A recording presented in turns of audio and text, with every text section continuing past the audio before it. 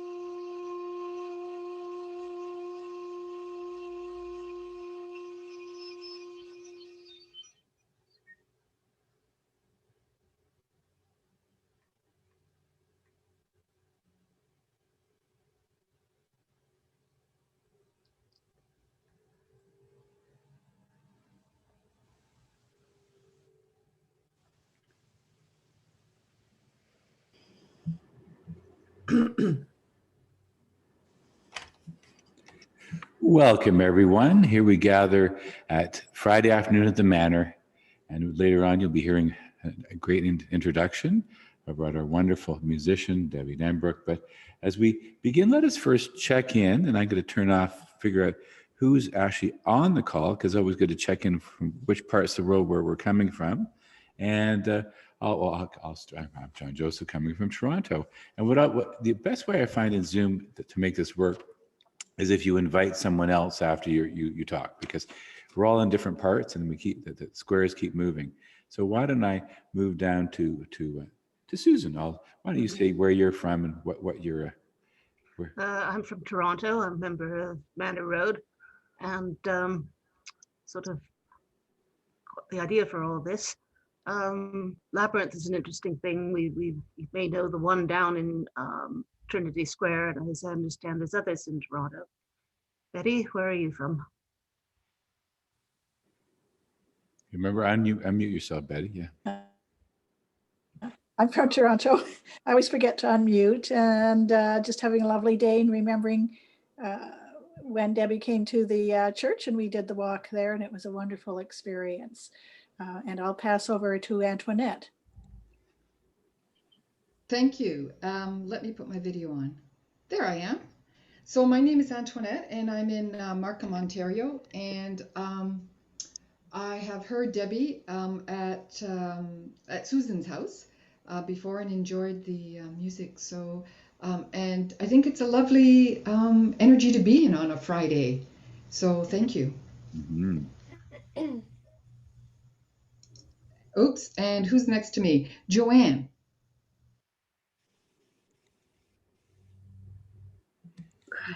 Hello, hi. I'm from England, although originally from Toronto.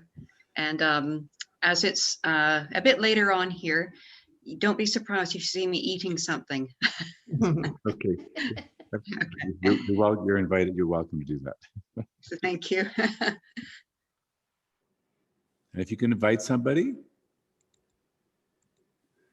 I guess you forgot to. Let me see. I can only see, oh, wait a minute. Find my button. There we go, Susan. Have we heard from everyone? No. Hello, I'm Susan. Hello, I'm Susan. I'm from Toronto, and I'm delighted to be here. I'm a good friend of Debbie Danbrook, and I've always loved her Shakuhachi flute playing. She has often come and played it in our house on Epiphany. And unfortunately this year we couldn't do that because of COVID. So I'm really delighted to be here. And I've also loved walking the Labyrinth. And is there anyone else I can send it to? Well, Debbie, we're going to do you a little bit later. So we have Peter Marinelli coming in, which is actually Gary Coates and Peter. And they were in and then they're not. Oh, so Peter and Gary, can you hear me? Yes. Okay, we're just, people are introducing themselves. We have people from Markham and England and a couple other parts. You want to just say your names and where you're located right now?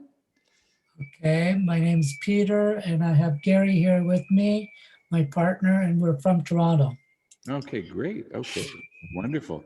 So as a way into this time, I thought we'd hear a bit from one of my good friends, John Philip Newell, who's actually in Scotland. We cover the globe with this one. And he's going to speak on his part 5 in the series about wisdom in a time of pandemic. So 1 second as I call it up, and bear with me. There we go. And we're just going to go back to sharing. And we get better with this with time. There we go.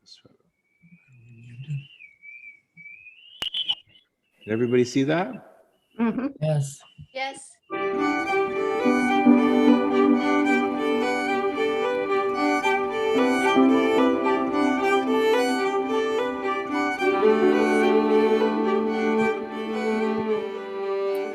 Welcome to our garden in Edinburgh, where I'm in conversation with my son Cameron, asking, where do we access wisdom in the midst of the pandemic? And also asking, how will we choose to live beyond the pandemic?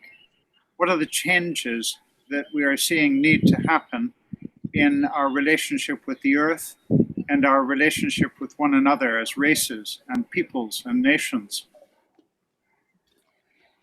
Each week I've been drawing on teachers from the past and asking if they were with us now, what might they say to us? Today I'm going to be drawing on Thomas Berry, a Passionist priest, who traditionally might have been described as a theologian, but he preferred to call himself a geologian because he believed that the sacredness of the earth is what needs to be at the very center of our soul and our lives and our relationships. There are two things in particular that I've been remembering from Thomas Berry for this moment in time. The first is, he says, the universe, the earth is so amazing, it must have been dreamt into being. His words speak in part of the way in which the universe, the earth, is just forever unfolding, forever changing form and giving rise to new manifestations. Berry said, we are in such a mess, ecologically, racially, politically, religiously. We are in such a mess that we need to dream the way forward. That is, we need to allow ourselves to imagine new ways of being, new ways of seeing, new ways of relating to one another and to the earth. The second thing that I've been remembering from Berry is that he said, this is a moment of grace. And Berry died 10 years ago, so he is not referring specifically to the pandemic as a moment of grace, but I think he would have invited us to see this as a moment of grace. And by that, he would mean we are being given a moment in our lives and in the earth's history and in our societies to reflect more deeply on how we wish to be in relation to one another and the earth. Thomas Berry's voice lives among us prophetically. He is inviting us to see this as a transition time, a reset time, a time for reimagining how we are to be and live with one another.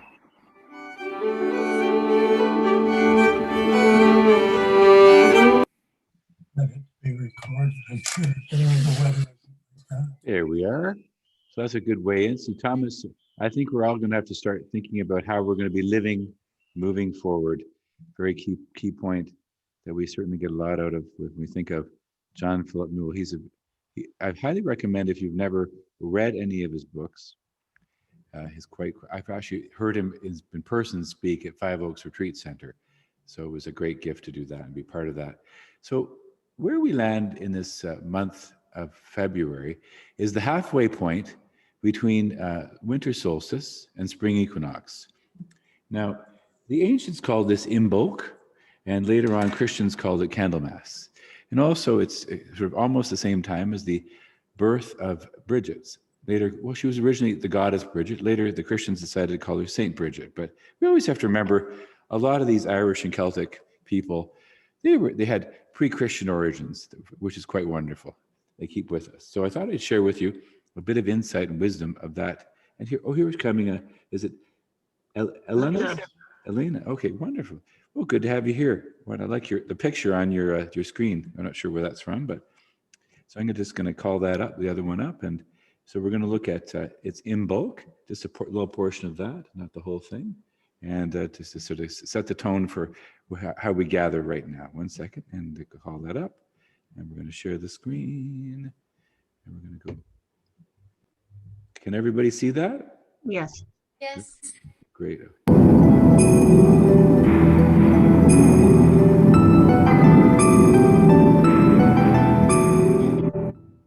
Imbolc, or La El Brige, is one of the 4 traditional Gaelic festivals which marks the onset of spring. It falls between the spring and the winter solstices, and also roughly lines up with the lunar-based dating of the Chinese Spring Festival. In the old calendar, it probably wouldn't have been on the 1st of February, but the 13th. Cormac's glossary from the 10th century explains the origin of the name as oimelc, ewe's milk, and in modern Irish, Imbolc means in the belly, referring to ewes being pregnant and thus coming into milk. So even if Cormac's explanation is folk etymology and not quite exact, it does convey the meaning, the first sign of life and produce emerging from winter scarcity. Winter divination is practiced on this day, for it is said that poor weather foretells a near end to winter, whereas fine weather means the Cailleach, the hag of winter, is out gathering firewood for a long winter. The day is closely associated with Brige, daughter of the Dagda, and Darlugdach, daughter of Lug, both of whom were canonized as Christian saints and share the honor of a feast day on February 1st.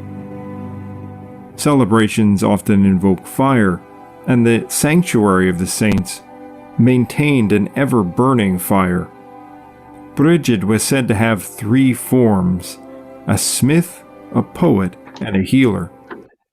She is a guardian of domestic animals as well as arts and crafts, and as the daughter of the Dagda, who controls the changing of the seasons and is named Eith, fire, and is also a primary fertility god linked to crops and the earth, Brigid carries many of these qualities in a female guise, especially in association with fire and prosperity and poetry. Brige can protect against fire, but also aid in the kindling of fire, and is linked to the hearth and smithing, likely also in relation to fire. In Scottish folklore, Brige is captured and sealed away in a prison beneath the earth by Bera, the Cailleach, hag of winter. She is freed from her imprisonment by Angus MacOg, called the Summer King, and she is freed around February 1st. Yet Angus and Brige must flee from Bera, who pursues them with her deadly winter storms until Angus finally reigns as king on May Day, with Brige as his queen. Now, technically, they are brother and sister, but we'll overlook it since they're gods. Brigid is also associated with victory in many poems dedicated to her. She is said to be the wife of Bres mac Elathan and mother of Brian, Yuchar, and Yucharba, the 3 gods of art. This also means that Brigid may be the same as Donan, who is otherwise said to be the mother of the 3 sons. Whatever the case may be, the goddess or saint is very connected with spring, fire, poetry, the hearth, animal tending, and crafts, and is likely identified with dana, skills, or arts. Imbolc is when her force begins to be felt again in the world after the cold winter, her force of life and fire, coupled with the return of light and the sun. The cross of Saint Brige is sometimes thought to be a solar symbol. Yet she is more connected to the fire and general abundance and wealth. She is said to increase everything she touches, protect the herds from predators, milk cows and provide endless amounts of milk, make great amounts of butter from small portions of cream, and wherever she went, the larder was increased.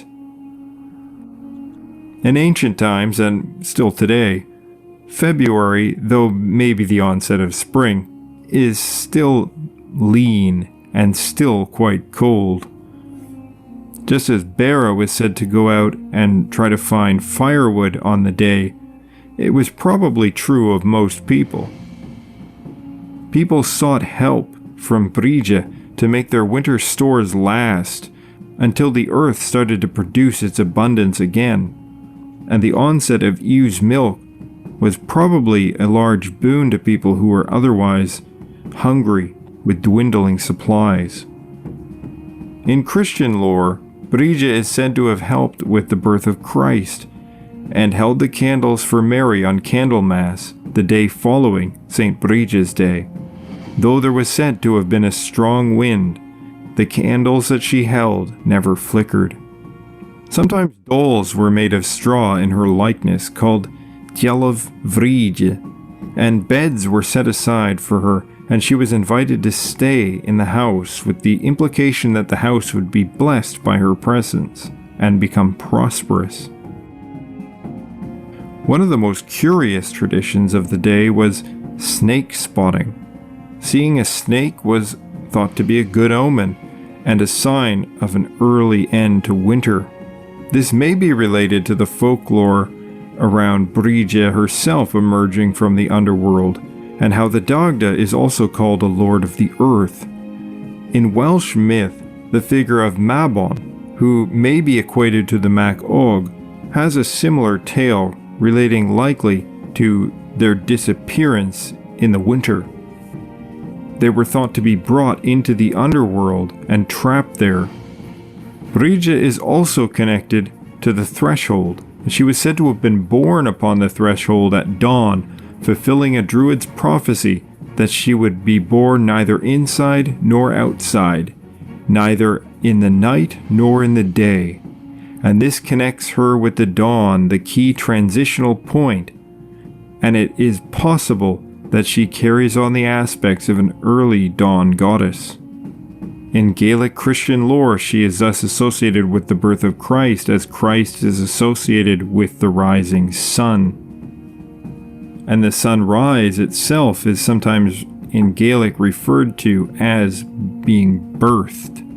Ritual practice had the man of the house circle around the property 3 times, each time stopping to go to the open door of the house and tell everyone inside to kneel, open their eyes, and to let Saint Brige in, and all were to answer, "She is welcome." The 3rd time the man enters, lays rushes under the table, and a feast is had. Then the rushes are placed in the middle of the room, and crosses of Saint Brige were made of them. I hope you found this interesting. I'd like to give a big thanks to my Patreon subscribers. Don't forget to like, share, and subscribe. There we go. We've liked and shared it. One sec. Bear with me. Turn off that. Share. There we go. Okay. I thought it's good to place our context and where we land in the Celtic year. And now we're going to invite Susan Johnson, who came up with this wonderful idea of having a Friday afternoon series. And it was actually the heat of summer, I think. That's where it started, didn't it, Susan? And over to you. And do you want to unmute, Susan, and just, again, to say... Yeah, it was sort of there in the back of my mind for several years, just a drop-in that we could have crafts and information and the like. And of course, COVID put an end to that idea before we could get it launched. But we were, we tweaked it to handle COVID, to get out to the people who, cannot get out. So it's been quite successful. I had a card from Carol, one of our people, saying how impressive it had been. So I hope you enjoy it, and I hope you will come back next week. And then you want to introduce our speaker? Yes. Excuse me. Dorothy Danbrook, who's no stranger to Manor Road. She's helped us walk the labyrinth several times, and she is quite, what's the word, soothing. And I think we need somebody like her in these days. So Debbie, please. Great. Thank you so much, Susan. Thank you for inviting me. I'm happy to be here on Zoom and happy to have seen and heard so many friends. It's lovely. I'm just going to talk a little bit about the Labyrinth for people that aren't familiar with the Labyrinth. So I'll just give some basic information. And can you see the Labyrinth there on your screen? I also have an example of another one here. I don't know if you can see it. So the labyrinth can be very different. It can be very small as just 3 little paths. And I had a little three-path labyrinth in a backyard once, and I brought up stones, two at a time, and I had a rock party and friends brought rocks, and we built just a tiny one like that. So they can be very small, they can be very big, and the Chart is a very famous one in France and the cathedral there, and I think that one is the 39 feet by 39 feet. I'm not sure, John Joseph, but that's the one that comes to mind. That's, pardon? I think it's 70. Yeah. Oh, so it's a double. Yeah, it's a double. So a lot of them are about that size. And I have one that's the Cretan, which is a 7-circuit one and considered maybe the oldest that it's around. And it's 17 feet by 28 feet on a piece of canvas. So you can take it and place it in different places. They can be made of canvas, like the one that we're seeing here in the picture. They can be made with stones.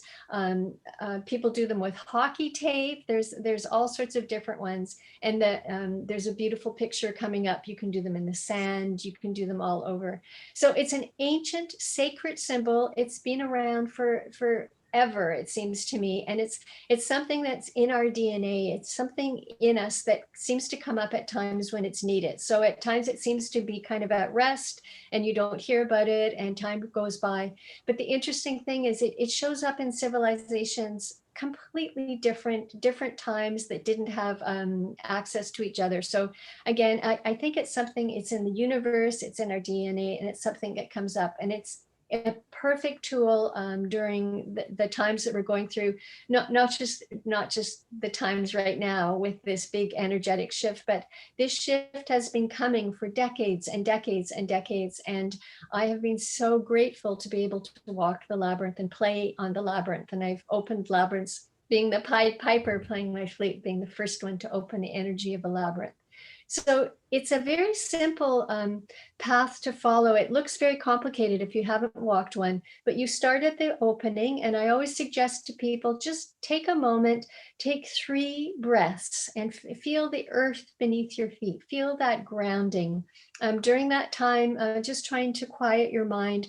And sometimes when we walk onto the labyrinth, we'll walk in with an intention. For example, a prayer for someone that is sick.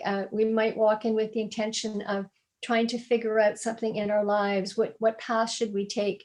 Sometimes we can take these questions with us, and just walking that sacred symbol and quieting our minds and feeling connected to the earth and having our hearts open can sometimes help us with questions, and always seems to help us with feeling calm and feeling the light around us. So we walk the path, and even though it looks like a maze, it isn't a maze, it's a single path. So it's a unicursal path, which means single path. It just winds round and round and round. And while we're walking round and round, we're also clearing our energy field and balancing our chakras. So there's a lot to this simple path. The path will take you to the center, which is a lovely place just to sit in meditation or stand in meditation and just let whatever has happened during that walk just kind of settle and move through you into your heart. And as you walk out that path, you're just going backwards on that same path and going back. The entrance now becomes the exit. This is a time to have that information or whatever has come through to you, or whatever message you've had, or whatever prayer you've sent out, to have that solidified as you walk out from the entrance, which is now the exit. So the lovely thing too, when we are able again to walk the labyrinth together, we walk it with other people, and having other people on the path, it's an analogy. It's like life. Sometimes you're passing them on. They might be coming on the outwards and you're coming on the inwards. And so you pass them. And sometimes we walk in a meditative state with our eyes down, or sometimes you're looking around and you'll see someone you'll smile. And I remember days when we actually would hug on the labyrinth. So that will come again, I know. And for me, being a music and offering sacred music, to combine my sacred music with this sacred symbol is just one of the most beautiful things. And I remember the very first time I walked a labyrinth and played my flute. So there's something about the energy of the music, and I just feel like angels always are around me when I'm playing. And then just walking the labyrinth, it just makes my heart sing. It's just one of my favorite things. So even virtually, and sitting here, I have to show you what I'm sitting on. I just thought of it today. I'm sitting on a labyrinth. So I have labyrinths everywhere. And one other thing just to mention, if we're at this time at home, we can also do finger labyrinths, which are also very, very quieting and meditative. So I have one on paper here. And if anyone doesn't have this and you want one, just email me and I can mail you one. And you can also download them. Just Google labyrinths and you'll see them. And you can have them also made in wood. You can have them made in ceramic so that your finger actually like sinks into the path. So the labyrinth, very grateful and very happy to be part of today doing the labyrinth. So I started today, I don't know if you came in just before we started today, I did a little prelude and with my shakuhachi. So for those of you that haven't heard me play the shakuhachi, this is the best flute in the universe. Well, I think so. It's made out of bamboo, and here you can see the bottom, and you can see where the roots came right here. This is a Japanese flute, and it was traditionally played only by monks. So it's actually a type of zen called suizen or blowing zen. So the monks would sit in seiza, sitting on their knees, and instead of just focusing on the breath, they would focus on the breath and then breathe into this piece of bamboo. And it was their form of Zen. And so I heard it once. I'd been a musician and gone through the classical regime, had done jazz, had done all sorts of different things, was doing music for dance at that time. And I heard Shakuhachi one time in Vancouver. And after that first note, I knew that was my flute. And a week later, I just jumped on a plane and went to Japan. That's a whole other story. Whole other story finding a teacher, because I didn't realize that Shakuhachi had traditionally, of course, just been monks, and then it was only played by men, and it was considered far too difficult for women. So I became the first woman Shakuhachi master, and then went on to become a professional musician with Shakuhachi. It can take months to get a sound. So what you're doing with the shakuhachi is grounding, learning grounding. And I don't think I'd ever really walked on the earth until I got to shakuhachi. It's a type of energy work that helps to connect you to the earth, that helps to open your heart, to connect you to your spiritual guides, to your angels. And it is just the most magnificent instrument. And I'm so grateful to have it with me in this journey. And one other flute I just want to show you is my Native American flute. That's a very unique flute because I had this specially made for me. And I had it with the same notes as shakuhachi. So as far as I know, it's the only one on the planet. It has a beautiful woody sound, and I'll play it later in the program for part of the Labyrinth walk. And then there will be a surprise instrument that I won't tell you what it is. But if you have any questions, we'll have a little chat time after, and I can tell you anything you'd like to know about any of the instruments or any of my music. Okay, thank you, John Joseph.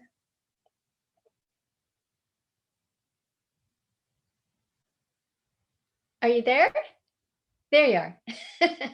Yeah, you're muted, John Joseph. I muted myself so I wouldn't interrupt. Now, can you hear me again? That's good. Yeah. Yes. So what I'm going to do, I'm going to call up the PowerPoint and just get the where we are. Good. And there we, okay. So can everybody see the PowerPoint? Yes. Okay, but we can't see you. Okay, hold on a second. We'll figure this out. We had this problem before. Hold on a second. From current slide. Okay. 1 second. I'm just going to show people. Here we are. Okay, so this is just a picture I drew many years ago while I was on retreat. It speaks of a tree, very much about what we're speaking about today, the sense of the earth. And we heard from Debbie about walking the labyrinth. And then what we're going to touch base with now is the elements of the labyrinth. And this is a sense of a labyrinth by the sea, which touches that interconnection, a sense of earth, water, fire, and wind, as we actually heard in a bit of Philip Newell talk about, and also when we were hearing about Imbolc. So what I'm going to do, I'm going to touch on the four different sections one at a time, and then we're going to turn off the PowerPoint, and so then we can hear Debbie play while I walk. But I'm just going to begin with images of Earth. And we think of how we are the Earth. That's our big, vast planet, the sea, the land, and the air. And that's a image, again, of Earth. It's a mountain pass in Colorado, a very narrow road, speaking of the extremes of life between up and down. And that's a person dancing on the Earth. One day we'll do all that we sort of, and that's an image of Earth. That's our infamous Martin Luther King speaking his speech about dreams and how we are dreaming again and fearing the power of his words spoken long ago. And one sec, we'll hold on, put a pause on that. And what we're going to do now is stop sharing, back to Debbie. And what I'm going to do is I'm going to carry my lantern and we're going to listen to Debbie. I'm going to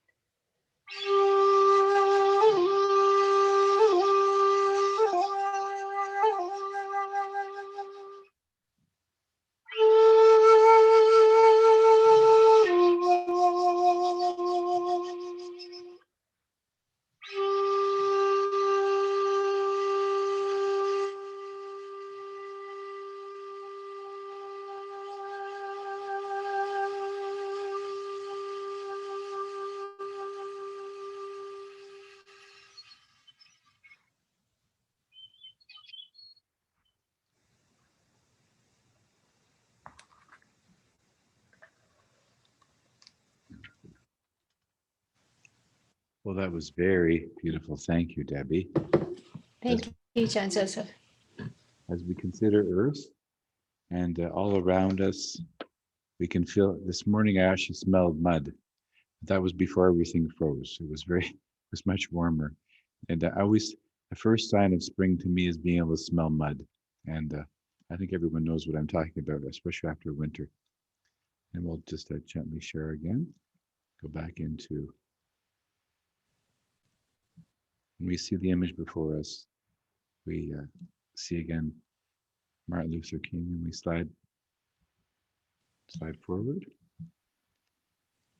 Walking in the water. And water is all around us, wherever we happen to live.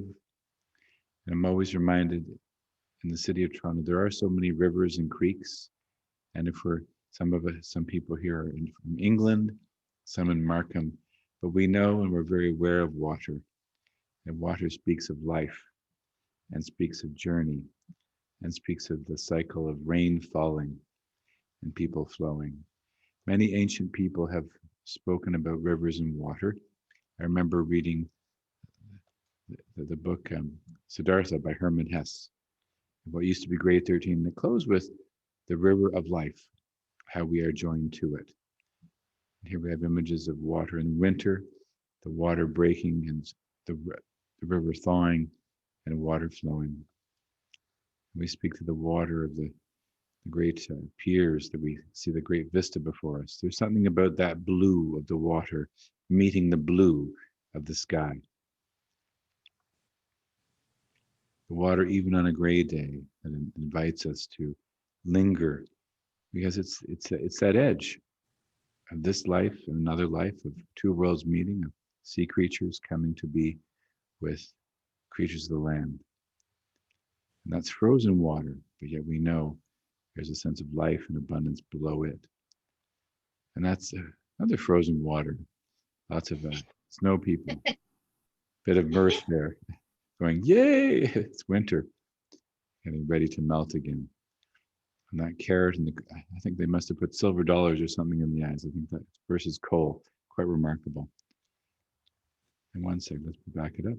So now we're going to think of the times where you have had water, and where water, your memory of water, not only frozen, but cold, but water that's inviting. A friend of mine shared with me that she saw on Lake Ontario someone kayaking in the water, which I think would be very chilly. And that's your cat. Quite remarkable. Yeah, so Debbie, can you think of the last time you were near water and it was speaking to you? Yes, we're very lucky in the area here. There's a beautiful ravine, and it's a lovely walk. And it's a ravine that I generally would walk by the ravine, but speaking of mud, it's been very muddy. So there's also a bridge that goes over it. And just to stand there and to hear the trickling of the water, it's just one of my favorite things. So I feel very, very grateful that I can get to the water whenever I want, within walking distance. Mm. Well, can you play another piece for us? Sure. Okay. Luckily, I can do it with one hand. That's good. Okay.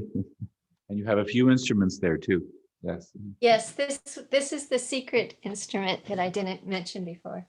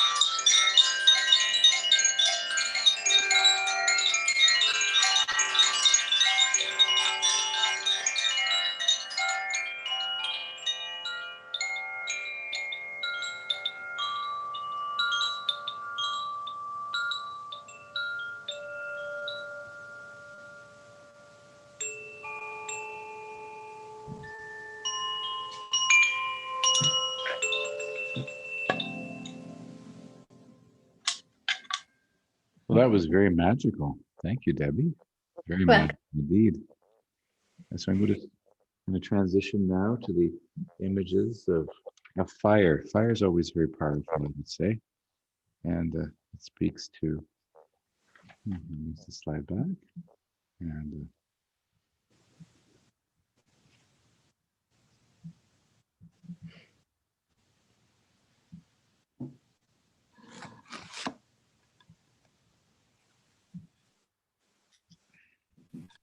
now this is an image I saw. It was actually in the distillery district.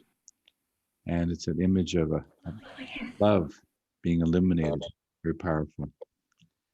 And then if we move to the current slide, I'm sorry, back to,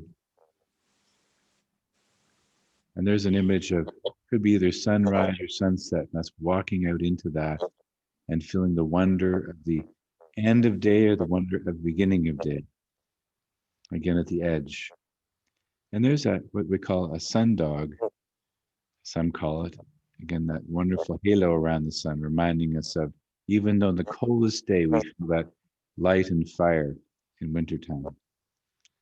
And this is something we long to do again one day, where we can gather with people around fire and talk, unplugged, just savoring the wonderful moment of people listening and learning, and discovering with each other.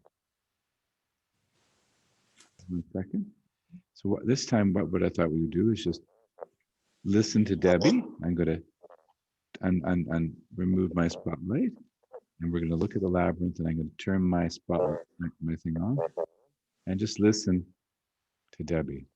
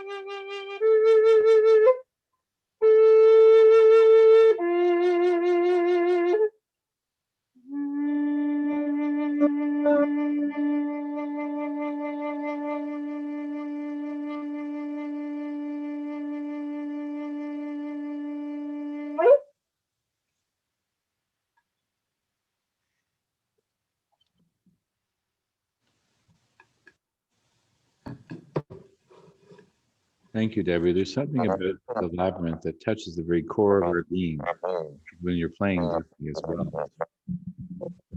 And for some reason, do I sound rather a bit like a Charles M. Schultz Peanuts? yes, something's gone weird with the mic. Yeah, I wonder what that is. Okay, not sure. There's a bit of a reverb, a funny reverb.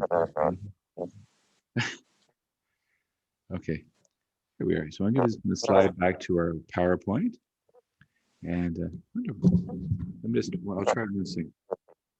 Okay, put it back on, and Almost sick.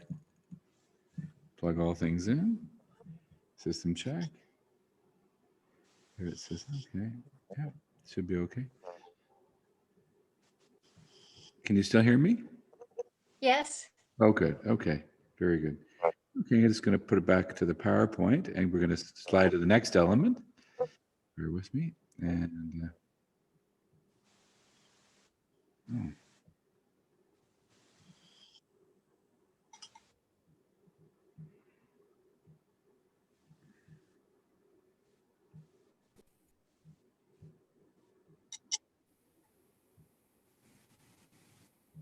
Now, can you see that? Yep. Okay, now we're going to slide to walking in the wind. There's something very powerful about owls.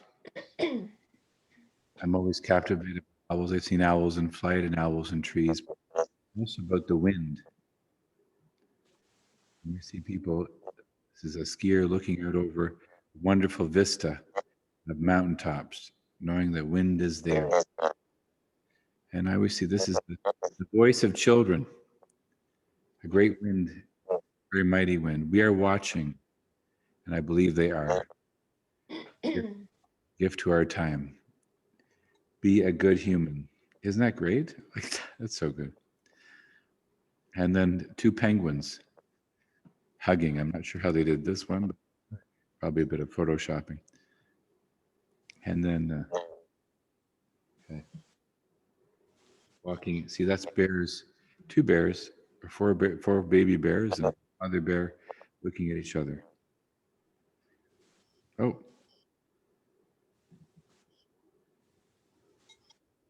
Go back to. Now, Debbie, do you mentioned you have another instrument. Yes. Would you like me to play? That would be wonderful. Okay, how about we play that one for this will be walking in the wind. So I'll do a combination Yes. of my fairy stick, which will be a wind stick. Now I'm just wondering, can you hear that? Is it being picked up? I hear that. Okay, great. And then I'll add my voice, which is also wind. Okay, great. Wonderful.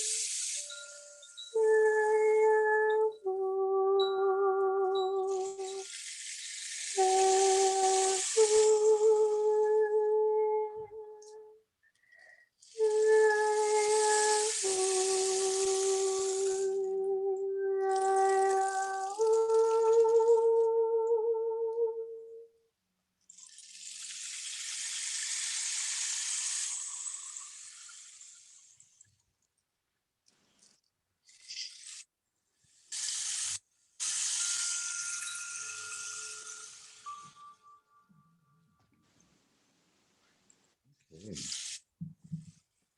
There's something very powerful about that. Okay. So this brings us to a time, an opportunity for question and answer by Debbie. So if people want to maybe turn on their videos so we can see your wonderful face, and maybe I'll mute myself so we don't sound like a buzzing bee in the background. And there we go. And so what we're going to do, I think Debbie can see you might want to just try the old fashioned, put your hand up, and if you want to ask a question, and just go from there. We'll try to do our best to keep an eye, but I guess we have 12 people still on the call, so we can actually see everybody.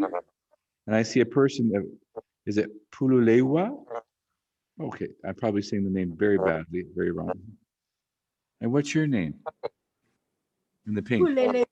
I'm Pulelehua from Honolulu, and I know Debbie. I got her email. It's morning here, so bright morning, and all that water talk of cold.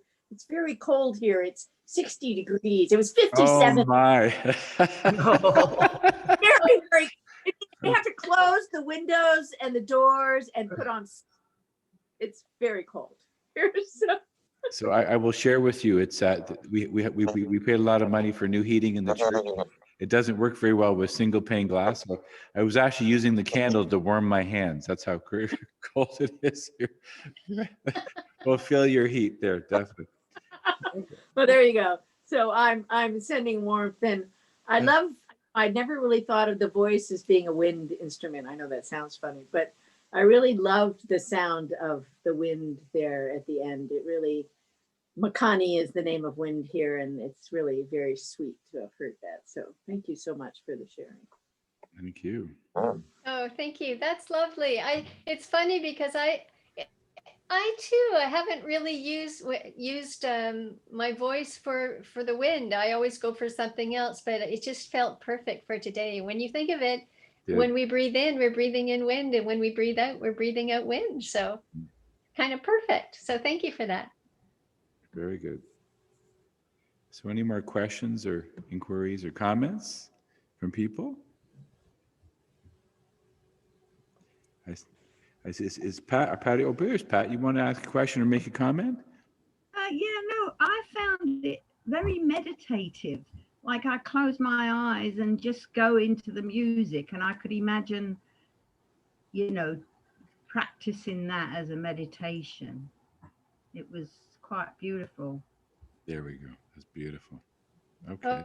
Oh, lovely. Thank you. Yeah, the whole my whole thing has been healing music, and I have a foundation, Music Can Heal, to help get music in to nursing homes and things. And of course, we're having challenges with that now, but we all know that feeling of just listening to music and just floating off with it, and it just can help calm our heart. And we know it slows down our breathing, and our brain waves slow down when we listen to the kind of calming, healing music that works for us. So that was beautiful. Thank you. Thank you, Pat. And Susan, did you have a question? Can you unmute? It's not a question. It's a blessing to all of you. Debbie, I always love to hear you play. I love the way you speak. I mean, just being in your presence makes my heart beat stronger and my breath more fluid. So I thank you, and I thank John Joseph. Is that who? I don't know what your name is. Sorry. That's good. But That's good. You got John Joseph, JJ. Yeah. For all of those who have put this together, it's been beautiful, and I thank you very, very much. Thank you, Sue. Beautiful. Thank you. And also, our cat is right behind me, and she doesn't normally stick around, but she loves it when you're here. Ah. Oh, she loves the flute, and sometimes she sat right on the chair there. So. Well, I know she's just behind me. Now I see someone on phone. Who's 647-870-1301? Hi, John Joseph. It's Nina. Hi, Nina. Hi, How are Nina. you? All right, Nina. All Hi. right. Great. We got to hear Debbie. That's fabulous. All right. Great. And then we have international. Now with Susan's wait, iPad. 1 minute. Wait. Pardon me? What happened? She disappeared. How did she do that? No, I'm coming back. I have a special announcement. Yes.